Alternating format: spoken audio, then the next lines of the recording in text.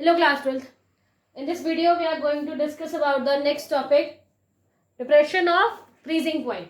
So इसके पहले जैसे कि हमने देखा कि किस तरीके से हम कुछ सॉल्यूट्स ऐसे ऐड करते हैं जिसकी वजह से जो बॉइलिंग पॉइंट है उसमें चेंज आता है, एंड ऑल्सो उसके प्रीवियस हमने देखा था कि किस तरीके से वेपर प्रेशर डिक्रीज होने लगता है when we add any non volatile solute.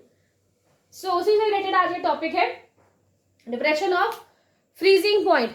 Now first of all what is freezing point? Freezing point क्या होता है? फ्रीजिंग पॉइंट एक ऐसी स्टेज है, एक ऐसा फेज आता है जब आप किसी चीज को क्या कर रहे हो, लोअर टेम्परेचर कर रहे हो, उसका टेम्परेचर आप कम कर रहे होते हो. सो एट दैट पॉइंट, एक ऐसे पॉइंट पर जो सॉलिड फेज है, यानी कि जो उसका सॉलिड फेज है और कोई जो लिक्विड है, कोई सोल्यूशन है उसका लिक्विड फेज है. सो सॉलिड और लिक्विड फेज के बीच में एक डायनामिक इक्विलिब्रियम आपको वहां पर देखने को मिले.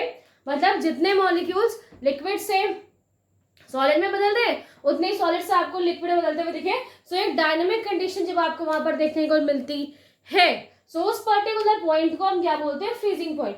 या दूसरे और सिंपल शब्दों में अगर हम ये कहें कि एक टेम्परेचर जिस पर vapour pressure of liquid phase, यानी लिक्विड कोई सोल्यूशन है उसका, ठीक है, कोई एक लिक्विड है, वेपर प्रेशर ऑफ लिक्विड, जब वो लिक्विड फेज में है तो उसका जो वेपर प्रेशर है वो सॉलिड फेज के वेपर प्रेशर के बराबर हो जाएगा. तो ये जो फिनोमिनन है, ये जो टेम्परेचर है, जिस टेम्परेचर पे ये प्रोसेस होगी जिसमें लिक्विड का वेपर प्रेशर जो सॉलिड है उस पे लगने वाले, सॉलिड पे जो लगने वाला प्रेशर है, वेपर प्रेशर, उसके अगर इक्वल हो जाएगा तो ये पॉइंट हम क्या बोलते हैं?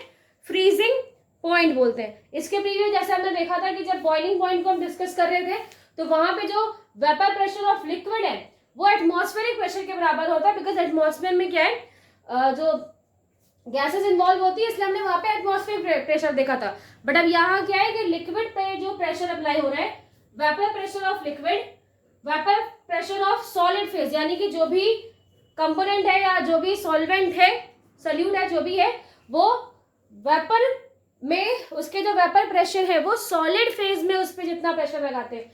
अब सॉलिड फेज में वेपर्स कहाँ से है?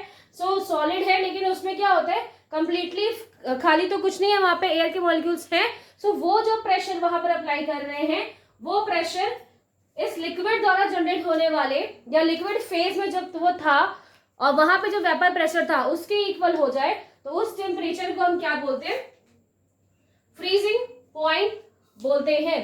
तो जैसे कि प्रीवियस हमने देखा था कि जब हमने सॉल्यूट को या किसी नॉन वोलेटाइल सॉल्यूट को ऐड किया था, सो उससे क्या हुआ था? वेपर प्रेशर डिक्रीज हो गया था.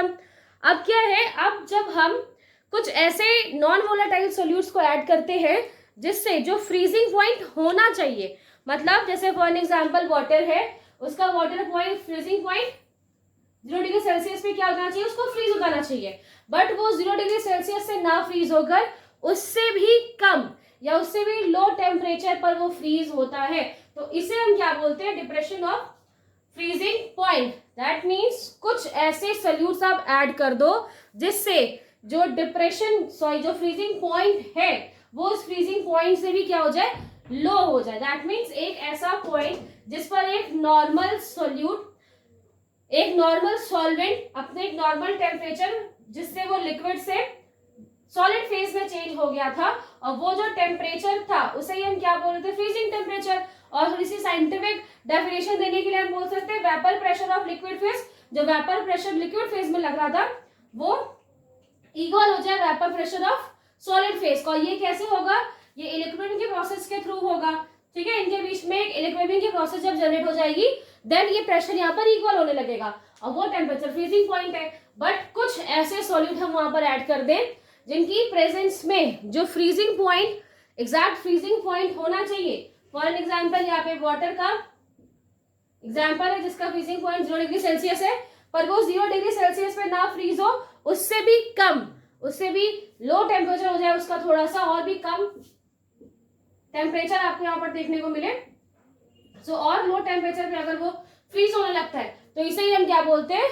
Depression of freezing point. So when we add a non volatile solute, जब एक आप नॉन वोलेटाइल सोल्यूट ऐड करो और उससे जो सॉल्वेंट है उसका फ्रीजिंग पॉइंट डिक्रीज होने लगे या डिक्रीज हो जाए, तो इस फिनोमिनन को हम क्या बोलते हैं, डिप्रेशन ऑफ फ्रीजिंग पॉइंट। अब यहां पर हम इसको थोड़ा फॉर्मूला के रूप में भी कन्वर्ट करके देखते हैं। सो जब ये क्या है, कोई एक सॉल्वेंट है, इसमें क्या है, जस्ट एक सॉल्वेंट है। सो सॉल्वेंट यहाँ पे क्या है, प्योर फॉर्म में, और इसका एक फ्रीजिंग पॉइंट होगा जिसमें ये लिक्विड से सॉलिड में कन्वर्ट हो जाएगा। तो वो फ्रीजिंग पॉइंट हम यहाँ पर क्या मानते हैं, ये कैसा है, यहाँ पर प्योर सॉल्वेंट, और प्योर सॉल्वेंट का फ्रीजिंग पॉइंट है TF नॉट। ठीक है, TF बेसिकली यहाँ पे फ्रीजिंग पॉइंट के लिए, तो उसको यहाँ पर क्या वैल्यू लिखी है, TF नॉट। और अब हमने इसमें क्या कर दिया, ये क्या था, जब ये प्योर फॉर्म में था, इसमें कुछ भी मिक्स नहीं किया गया था। नेक्स्ट, अब हमने इसमें सॉल्यूट ऐड कर दिया है। अब जब आप इसमें सॉल्यूट ऐड कर दोगे,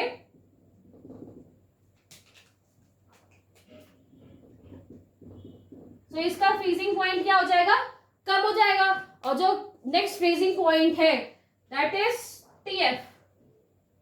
ये क्या था, प्योर सॉल्वेंट का फ्रीजिंग पॉइंट, ये कैसा है, सोल्यूशन का फ्रीजिंग पॉइंट। जब उस सॉल्वेंट में आपने क्या कर दिया, सोल्यूट ऐड करके सॉल्यूशन बना दिया उसको, तो वहां जो फ्रीजिंग पॉइंट है वो है TF। तो अगर हमें डिप्रेशन निकालना है, ये कितना आपको वहां पर डिप्रेशन देखने को मिल रहा है in the freezing point, so वो हम निकालेंगे by delta TF is equal, delta TF is depression of freezing point is equal to TF naught minus TF। That means pure form में, जब वो सॉल्वेंट प्योर फॉर्म में था तब उसका क्या फ्रीजिंग पॉइंट था, और जब हमने उसमें सोल्यूशन कोई सोल्यूट ऐड किया तो उसका जो फ्रीजिंग पॉइंट है, उनको बीच में उनमें आप डिफरेंस निकालेंगे, then you will get the depression of freezing point. अगर आपको याद होगा कि प्रीवियस वीडियो में हमने क्या किया था, जो बॉइलिंग पॉइंट था, जो मैक्सिमम बॉइलिंग पॉइंट वहां पर इंक्रीज हुआ था इन अ सोल्यूशन फॉर्म, वो हमने पहले लिखा था, और जो प्योर फॉर्म में जो वहां पर बॉइलिंग पॉइंट था प्योर सॉल्वेंट का, वो हमने पहले लिखा था और सोल्यूशन बाद में लिखा था। यहाँ पे हम क्या कर रहे हैं कि सोल्यूशन जो प्योर फॉर्म में है TF नॉट, हम पहले इसे लिख रहे हैं, बाद में TF लिखा हुआ है। वो इसलिए बिकॉज जब भी आप टेम्परेचर में चेंज देखेंगे, वो कभी भी नेगेटिव वैल्यू में चेंज नहीं होगा, कोई भी नेगेटिव वैल्यू में चेंज नहीं होता। टेम्परेचर जब भी इंक्रीज होगा, तो वो 2% टेम्परेचर इंक्रीज होगा, 3% इंक्रीज होगा, या 2 डिग्री से वो लेफ्ट हो गया, 2 डिग्री कम हो गया, 2 डिग्री ज्यादा हो गया। आपने कभी ये नहीं सुना होगा कि वो -2 डिग्री ज्यादा हुआ है या -10 डिग्री ज्यादा हुआ है। कभी भी नेगेटिव वैल्यू आपको टेम्परेचर के सेंस में नहीं रखनी है, इसलिए। और हमें पता है कि जब भी सॉल्वेंट प्योर फॉर्म में होगा तो वो ज्यादा, मतलब उसका फ्रीजिंग पॉइंट वहां पर क्या होगा, ज्यादा होगा, और जब वो सोल्यूशन बन जाएगा तो उसका फ्रीजिंग पॉइंट कम हो जाएगा। इसीलिए हमने ज्यादा में से कम वैल्यू को माइनस करने के लिए इस तरीके से आपको लिखा, ताकि जो भी आपको टेम्परेचर मिले वो नेगेटिव वैल्यू ना हो। सो अब एक ग्राफ के थ्रू इसे प्रेजेंट करते हैं। सो ग्राफ हम प्लॉट करें। सो इस एक्सिस पे हमने क्या लिया है, टेम्परेचर, और दिस एक्सिस यहाँ पर क्या है, वेपर प्रेशर, एक प्रेशर जो वहां पे अप्लाई हो रहा है। सो नेक्स्ट हम इमेजिन करते हैं कि हमारे पास एक सॉल्वेंट है और उसका जो फ्रीजिंग पॉइंट है वो कुछ यहां पर है, थोड़ा सा इसे और नीचे बना देते हैं, यहां पर, ठीक है। इस पर्टिकुलर टेम्परेचर पे के बाद वो क्या होने लगता है, फ्रीज होने लगेगा, जमने लगेगा। सो जब वो प्योर फॉर्म में था, जब वो हमारे पास जो सॉल्वेंट है वो प्योर फॉर्म में है, तब क्या होगा, तब उसका टेम्परेचर कैसे निकालेंगे। ओके, सो यहाँ पर मैंने क्या बताया आपको कि यहाँ पर वो क्या हो रहा है, यहाँ पर आने के बाद ये जो टेम्परेचर यहाँ पे आपको दिख रहा है, इस पर्टिकुलर टेम्परेचर पे आने के बाद वो फ्रीज होना स्टार्ट कर देता है। सो कोई सॉल्वेंट है हमारे पास, एक कोई भी सॉल्वेंट है हमारे पास, फॉर एग्जांपल पहले वो कैसा है, लिक्विड फेज में, अब वो लिक्विड फेज से धीरे धीरे जो उसके मॉलिक्यूल्स है या फिर जो उनके पार्टिकल्स हैं उनमें क्या हो रहा है, डायनामिक्स की इक्विलिब्रियम की सिचुएशन बन रही है। सो इक्विलिब्रियम की सिचुएशन होते होते वो इस पर्टिकुलर पॉइंट पर आ गया। अब ये क्या है, ये उसका वो टेम्परेचर है जिस पर वो क्या होने लगेगा, वो धीरे धीरे फ्रीज होना स्टार्ट कर देगा। ये मैंने इसलिए बनाया था एक मार्क जैसा बन जाए। अब वो क्या हो जाएगा, इसके नीचे यहाँ पर्टिकुलर पॉइंट पे पहुंच गया, अब इसके धीरे धीरे वो फ्रीज होना स्टार्ट कर देगा। ठीक है, अब हमने क्या किया, ये क्या था, ये था सॉल्वेंट, एक प्योर सॉल्वेंट, और एक टेम्परेचर हम यहाँ पर रख रहे हैं कि इस पर्टिकुलर टेम्परेचर पे वो क्या होगा, फ्रीज होने लगेगा। तो यहाँ पर जो टेम्परेचर है,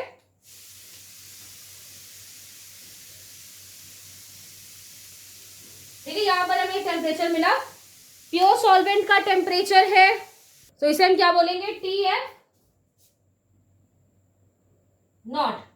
नेक्स्ट, अब हमने क्या किया, उसमें सॉल्यूट ऐड कर दिया, कुछ सॉल्यूट हमने वहां पर उसमें ऐड कर दिया।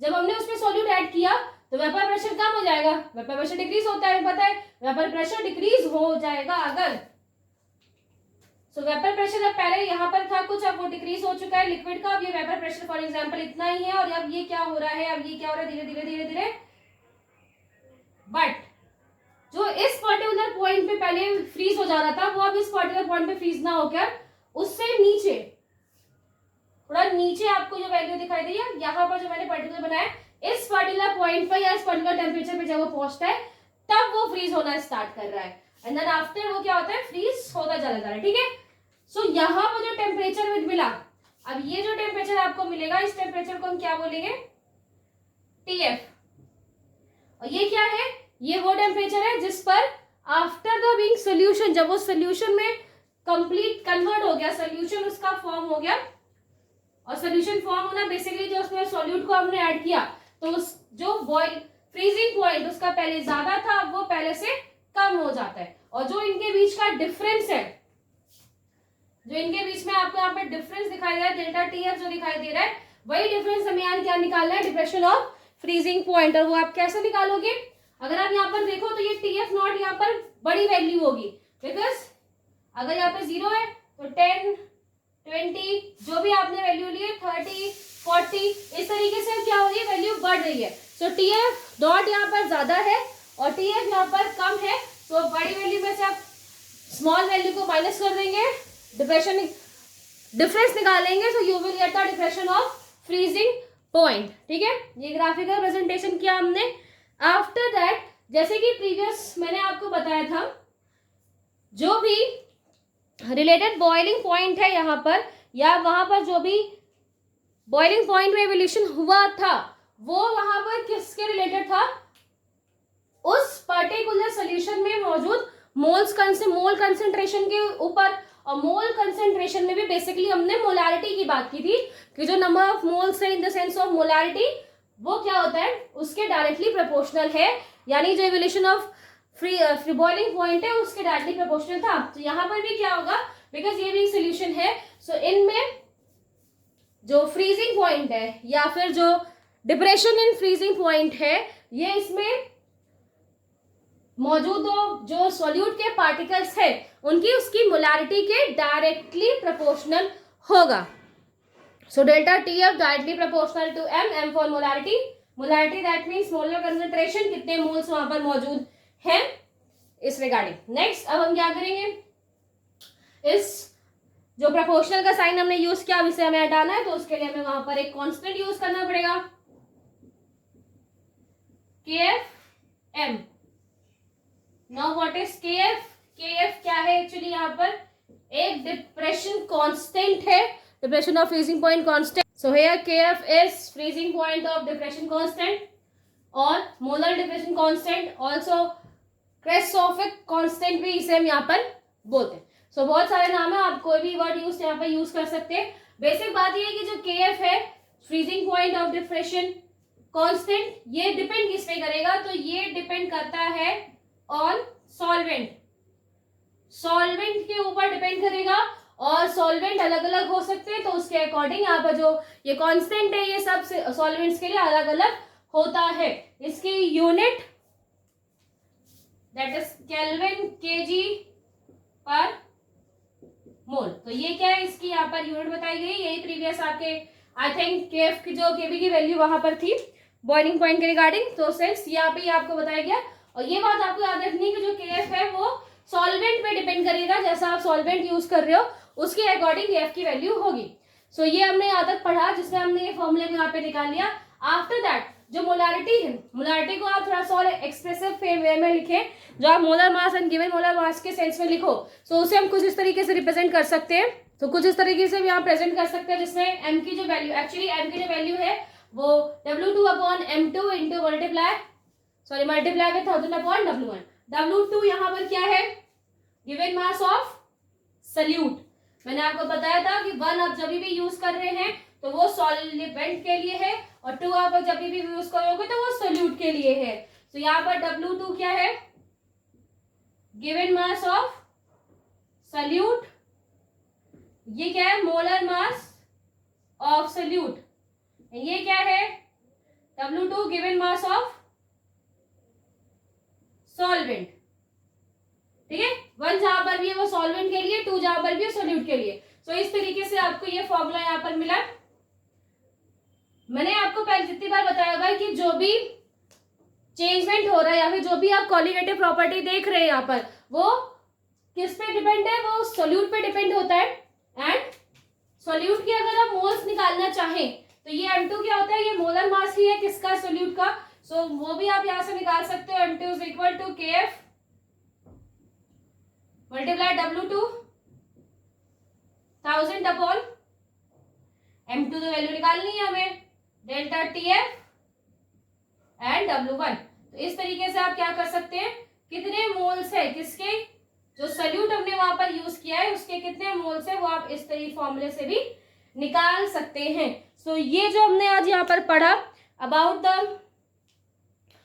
हमने यहाँ पर जो पढ़ा है डिप्रेशन ऑफ फ्रीजिंग पॉइंट, कि किस तरीके से जो फ्रीजिंग पॉइंट है वो कम हो जाता है जब हम कुछ सॉलिड सोल्यूट वहां पर पर्टिकुलर हम ऐड करते हैं, और जो भी फ्रीजिंग पॉइंट में डिप्रेशन हुआ है वो उस सोल्यूट के पार्टिकल्स के ऊपर, नंबर ऑफ उसका जो मोल कंसेंट्रेशन है उसके ऊपर डिपेंड करता है।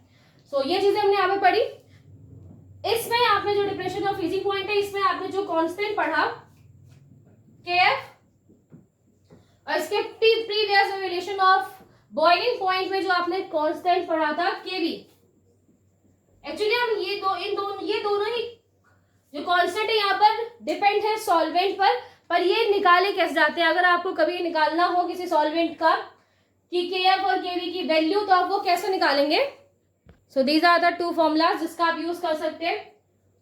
KF की वैल्यू अगर आपको निकालनी है, so R multiply M1 multiply with TF का whole square upon 1000 into delta FUSH। Not what is FUSH, ये भी मैं आपको बताती हूँ। बेसिकली एंथैल्पी है ऑफ फ्यूजन। जब फ्रीजिंग पॉइंट की हम बात कर रहे हैं तो उसमें क्या होगा, फ्यूजन हो रहा है, और जब भी फ्यूजन होगा सो उसमें क्या होगी, एनर्जी रिलीज होगी या फिर एनर्जी अब्सॉर्ब होगी। सो बाय दिस प्रोसेस, जो भी ये प्रोसेस हो रही है फ्यूजन की, उसमें जो भी एनर्जी रिलीज हो रही है, अब्सॉर्ब हो रही है, उसकी वैल्यू को हम यहाँ पर डेल्टा FUSH से निकालते हैं। नेक्स्ट KB, ये प्रीवियस हमने पढ़ा था अबाउट द KB। इसकी फॉर्मूला आपको यहाँ पे दिखाई दे रहा है, R multiply with M1 multiply with TV का square upon 1000 into delta VAP क्या है, वेपोराइजेशन एंथैल्पी है। जब जो भी मॉलिक्यूल्स है, बिकॉज वहां पर क्या हो रहा था, वहां पर जो लिक्विड है वो किस में कन्वर्ट हो रहा था, गैस में, या फिर जो लिक्विड है वो अपने नेक्स्ट स्टेज में कन्वर्ट हो रहा था, गैस स्ट्रक्चर में जो वेपर्स में वो कन्वर्ट हो रहा था। सो बिकॉज वो वेपर्स में कन्वर्ट हो रहा है, तो वहां पर जो एंथैल्पी है, जो एनर्जी रिलीज हो रही है या फिर ऑब्जॉर्ब हो रही है, किस प्रोसेस के लिए, वेपोराइजेशन प्रोसेस के लिए, तो वहां पर जो एंथैल्पी है वो उसे हम वेपोराइजेशन एंथैल्पी बोलते हैं। और इन केस ऑफ KF, वहां पर जो एंथैल्पी है वो फ्यूजन के लिए यूज हो रही है, जुड़ने के लिए यूज हो रही है, तभी तो ढेर सारे मॉलिक्यूल्स आपस में फ्यूज होके और पास आएंगे और वो सॉलिड में कन्वर्ट हो जाएंगे। सो वहां पे एंथैल्पी अलग है और यहाँ पे जो ये एंथैल्पी अलग है। ऑलमोस्ट चीजें आपको यहाँ पर सेम दिख रही होंगी। मैं सबको बता देती हूँ कि ये क्या क्या वैल्यू है।